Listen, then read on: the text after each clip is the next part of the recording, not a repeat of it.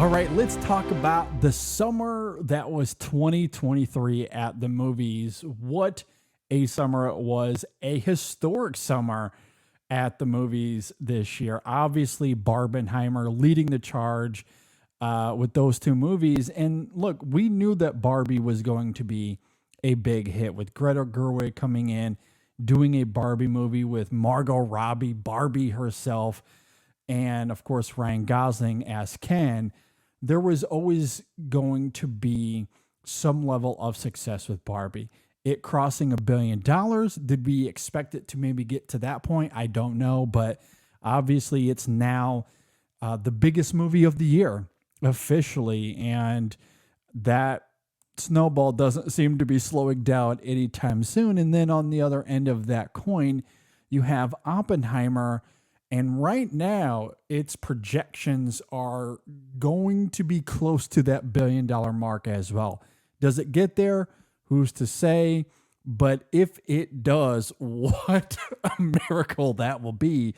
I don't know if anyone projected that it would come anywhere near $1 billion, especially for a 3-hour movie that is primarily men talking in rooms. It's a very talkative movie.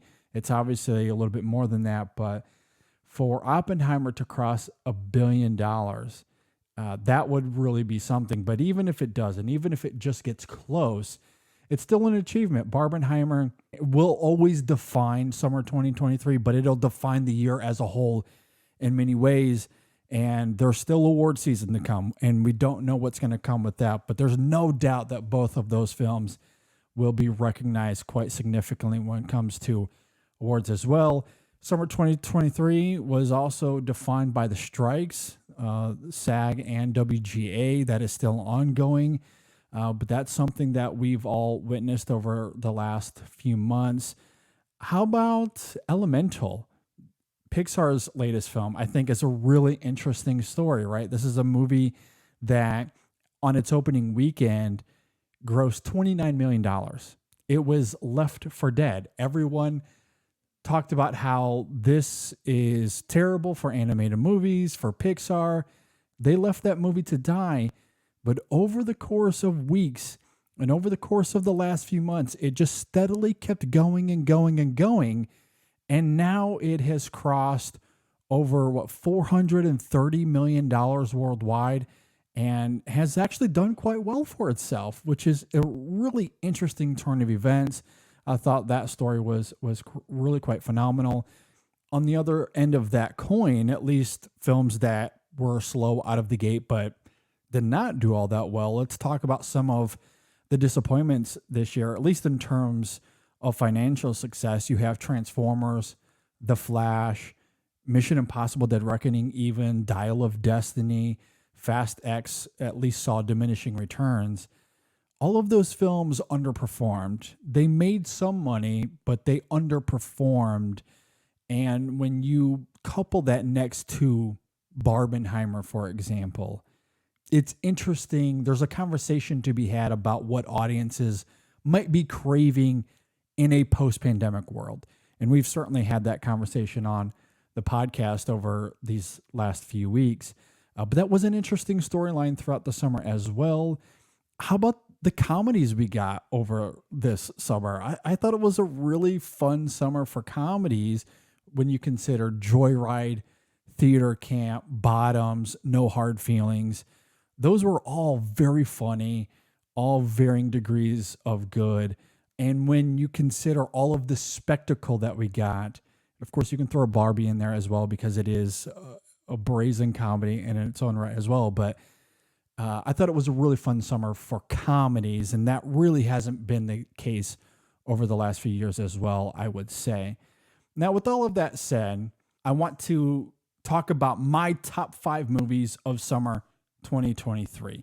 And I am defining this from May, the beginning of May, all the way up through the end of August. That is the definition, the time definition I'm looking at here. So at number 5 for me is Asteroid City, Wes Anderson's latest. I know that many out there did not like this movie. I love Wes Anderson and I adore Asteroid City, between that and the French Dispatch that came out a few years ago, I do think we're distinctly in a more experimental era of Wes Anderson when you consider not just his dollhouse aesthetic, which I love, and that is certainly on display in Asteroid City, but the spiritual existentialism of that film. And we really haven't seen that level of sorrow since the Royal Tenenbaums in 2001, and how he is able to mesh melancholy and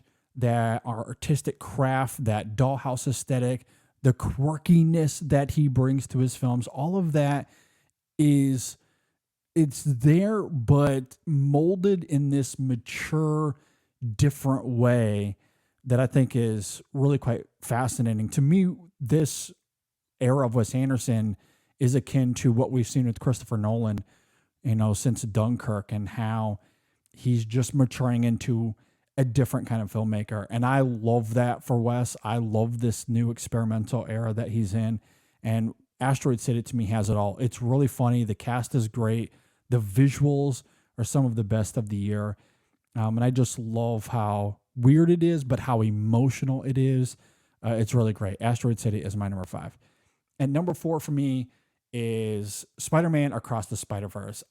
Man, this movie, it's been talked to death. We all love it. And it truly is one of the best animated films, not just of this year, of probably the last couple of years.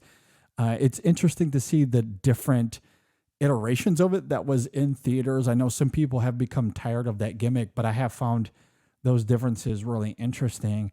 But regardless of that, the evolution of Miles, the animation of it all, the score, Daniel Pemberton's score is one of the best of the year.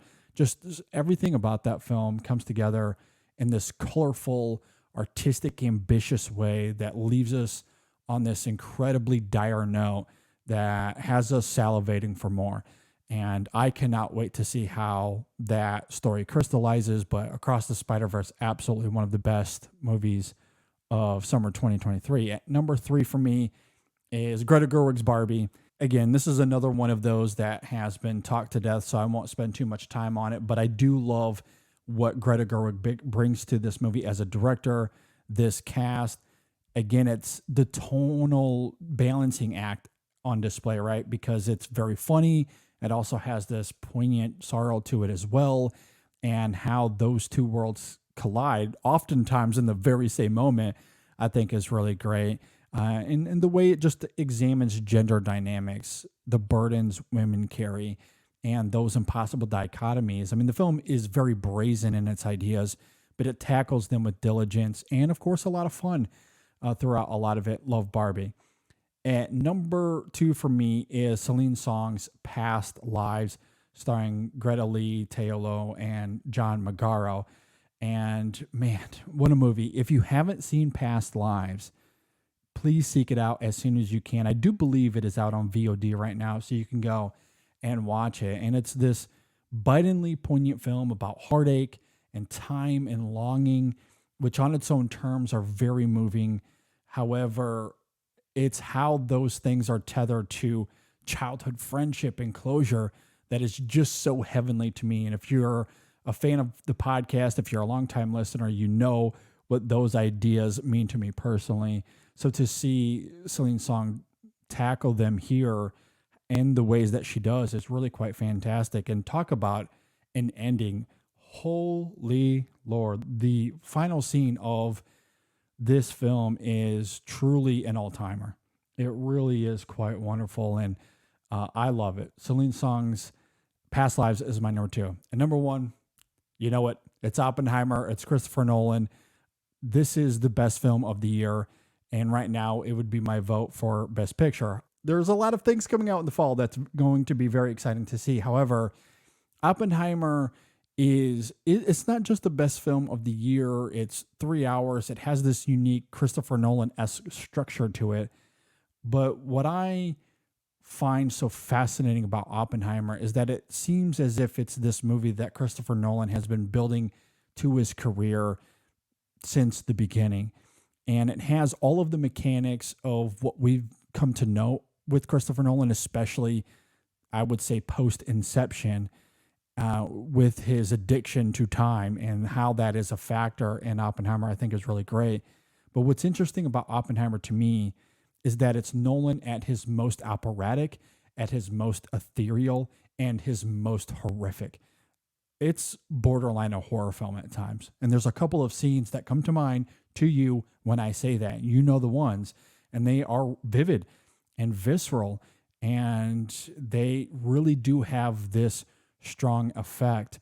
And also, I just love the operatic nature of it and the way he taps into this grand idea of what we've exposed ourselves to with the power that comes with these weapons and what is unleashed based off of what Oppenheimer and his team, what they conquered. And that's the great irony of that film, right? It's a scientific discovery, but also perhaps the end of the world and how that crystallizes in those final moments.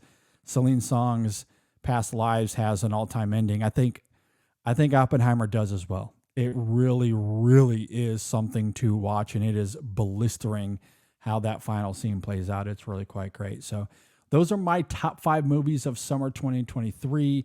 I imagine that they will be in some way, shape, or form fighting for a spot in my top 10 at the end of the year. It's been a pretty good year for movies already. I'm so excited to see what the fall brings to us, but it was a really great summer at the movies, historic at the box office.